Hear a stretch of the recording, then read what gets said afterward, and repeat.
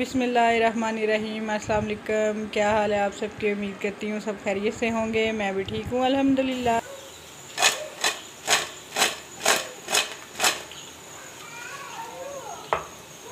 आवाज़ से आपको पता चल ही गया होगा। जी फ्रेंड्स, मैं बना रही हूँ आज fries pakora crispy and crunchy.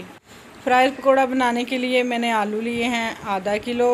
इनको मैंने छील कर अच्छे तरीके से वॉश करके फ्राइज़ में काट लिया है। फ्राइज़ की शेप में ये मैंने एक आलू रखा हुआ था आपको दिखाने के लिए कि आप बगैर मशीन के हाथ से कैसे फ्राइज़ बना सकते हो।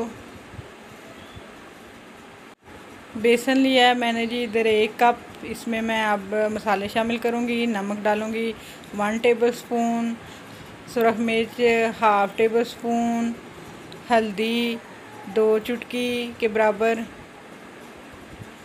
कुटी मिर्च मैं डालूँगी 1/2 टेबल स्पून, धनिया powder 1/2 table spoon, chaat masala मैं डालूँगी 1/2 टेबल स्पून और आधा गिलास पानी लेकर मैं इसको अच्छे तरीके से घोल लूँगी।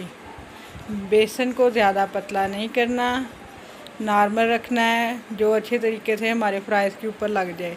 अब मैं ये फ्राइज़ में कटे हुए आलू डाल दूँगी और मसाले को बेसन को अच्छी तरह से आलूओं के ऊपर कोट कर लूँगी।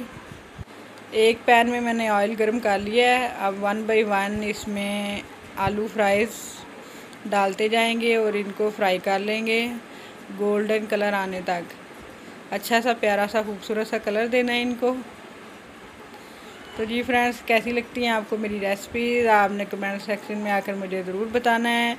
और जो मुझे कमेंट्स करते हैं, मेरी हौसला अफजाई करते हैं, उनका बहुत शुक्रिया। मेरे सब्सक्राइबर का मुझे इतना सपोर्ट कर रहे हैं।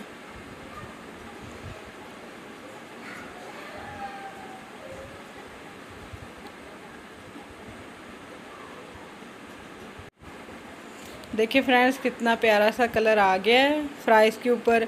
अब इन्हें निकाल लेंगे।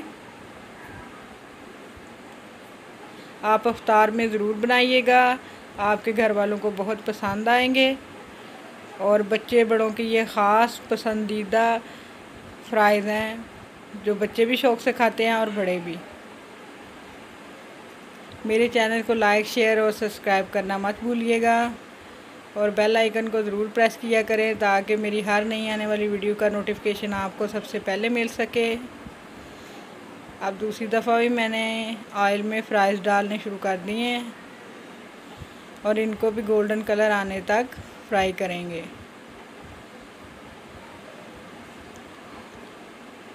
आपने आवाज़ से सुन तो लिया होगा कि ये कितने क्रिस्पी और क्रंची बनते हैं।